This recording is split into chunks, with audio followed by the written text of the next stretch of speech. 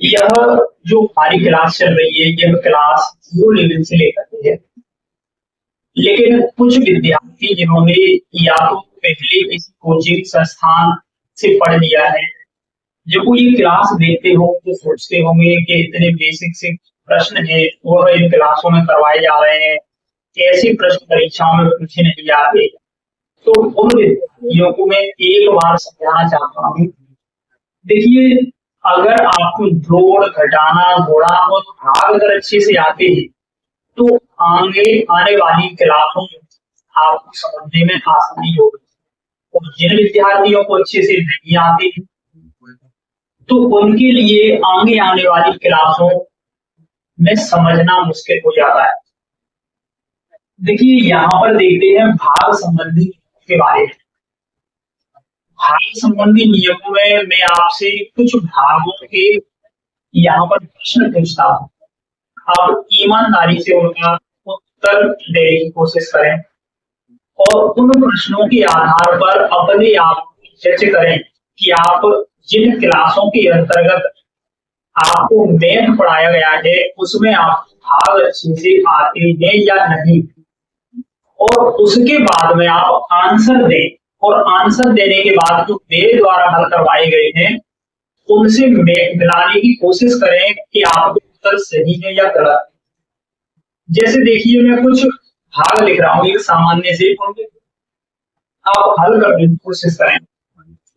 जैसे मैं यहाँ पर लिख रहा हूं, मैंने एक पहला भाग लिखा है कि 0 और नीचे मैंने लिख दिया है 4। आपको इसका उत्तर बताना है कितना आएगा। एक दूसरा मैं भाग लिख रहा हूँ 8/0, इसका उत्तर आपको बताना है। एक में तीसरा भाग लिख रहा हूँ 1/4/5।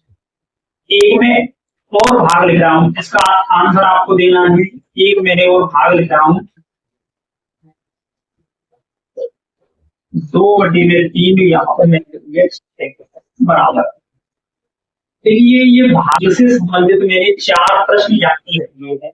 सबसे पहले आप वीडियो को रोककर और अपने आप को जज करें कि इनमें से कितने भाग आपको आ रहे हैं। अगर ये चारों भाग अगर आप कर लेते हैं और आपके सही उत्तर निकलते हैं तो इसका मतलब ये है कि आपकी स्थिति थोड़ा ठीक है। सबसे पहले इनको हल करने की कोशिश करें।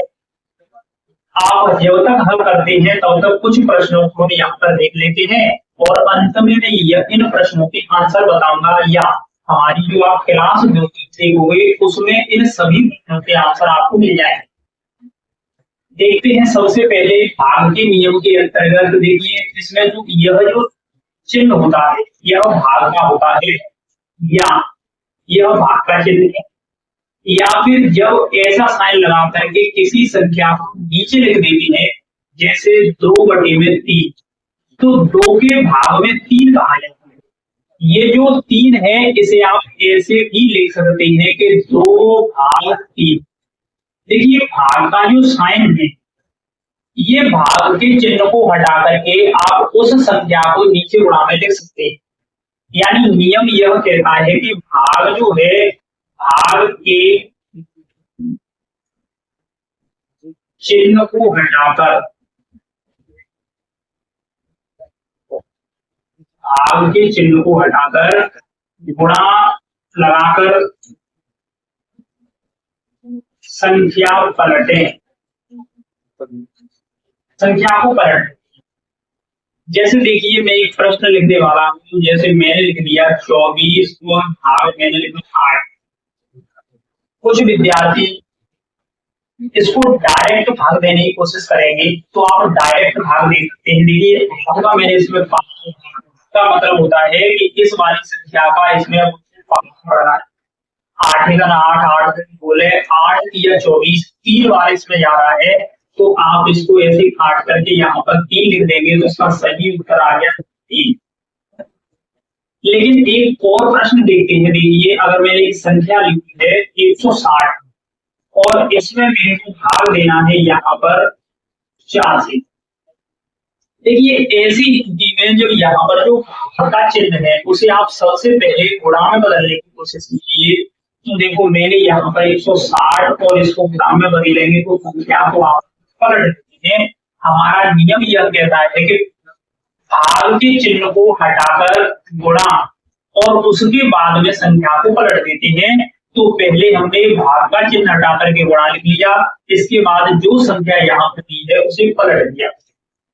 अब यहाँ पर 4 का भाग इसमें देंगे, देखिए 4 का किस प्रकार देंगे, एक में भाग जाने यहाँ तो 2 अंकों में देते हैं, 4 का 4, 4 दूनी 8, 4 की 12, 4 चौक 16।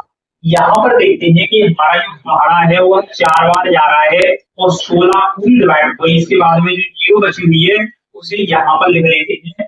तो आपका सही उत्तर हो गया 40। देखिए भाग से संबंधित कुछ और प्रश्न को देखते हैं।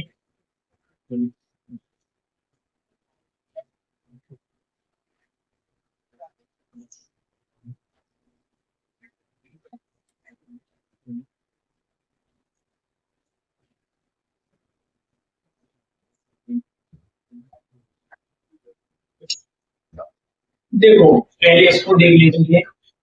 यदि यहाँ पर 0 दिया गया है और किसी संख्या से 0 में अगर आप भाग देते हैं तो इसका उत्तर आता है 0। लेकिन अगर ऊपर कोई संख्या दी गई है और 0 से आप अगर उसमें भाग देते हैं तो उसका उत्तर आता है तुम्हारा अनंत। तो यह आपको अच्छे से याद रखना है कि आपका उत्तर आएगा जैसे अनंत के। लेकिन ऊपर संख्या दी गई हो यहाँ पर अगर और नीचे अगर 0 दी गई तो ऐसी स्थिति में आपका उत्तर अनंत आता है। देखिए एक और है, इसको समझने की कोशिश करते हैं। ये बहुत अच्छा नियम है, देखिए इसको किस प्रकार समझते हैं। तीसरा जो प्रश्न है उसे हम कर लेते हैं। यहाँ पर ये दिया गया है 1/4 और इसके नीचे दे रहा है 5।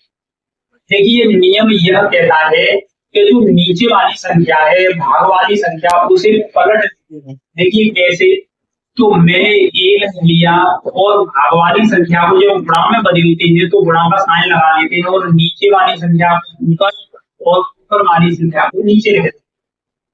अब देखिए गुणा संबंधी नियम क्या कहता है, ये कहता है कि ऊपर वाली संख्या का गुणा ऊपर वाली संख्या के साथ, और अगर नीचे कुछ न दिया गया हो तो एक हम मान सकते हैं और नीचे वाली संख्या का गुणा नीचे वाली संख्या के साथ कर दें। देखिए मैंने यहाँ पर 5 का गुणा में 1 से करूंगा तो 5 और 4 का गुणा में 1 से करूंगा तो 4। तो ये आपका सही उत्तर हो गया। इसके बाद देखिए एक और प्रश्न है 4 वाला, उसे देख लेते हैं। ये दे रहा है 2/2, तो मेरे यहाँ पर देखिए 2/3 और यहाँ पर दे रहा है 6। आपके मन में ये बात आ रही होगी कि इससे पहले वाले प्रश्न में 2 संख्याएं तो हमने पलट लिया, लेकिन इस वाली संख्या को किस प्रकार पलटा जाएगा, तो आपको याद रखना है कि हम इसके नीचे 1 मान लेते हैं और नीचे वाली जो संख्या है तो उसको हम ऊपर लिखेंगे 2/3 और नीचे वाली संख्या ये भागों में दी गई है, जब भाग वाली संख्या को गुणा में लिखते हैं तो वह पलट जाती है। तो इसको पलट देंगे तो 1 ऊपर आ गया, नीचे 6। और गुणा का भिन्न में नियम यह कहता है कि ऊपर वाली संख्या का ऊपर वाली संख्या के साथ गुणा करेंगे और नीचे वाली संख्या का नीचे वाली संख्या के साथ गुणा करेंगे। जैसे 2 का गुणा इसके साथ में करेंगे तो 2 × 2, तो आप इसको यहाँ पर लिख देते हैं 2 और 3 की टेबल 6 बार पढ़ने पर होगा तो कुछ विद्यार्थियों के मन में ये आ रहा होगा कि आपने 2 से इसे डिवाइड क्यों नहीं किया। ये हम आने वाली क्लासों में धीरे धीरे समझने की कोशिश करेंगे। या फिर कुछ काटना चाह रहे हैं तो इस प्रकार काटेंगे 2 × 2 और 2 × 18। तो आपका जो सही उत्तर है वो हो जाएगा 1/9।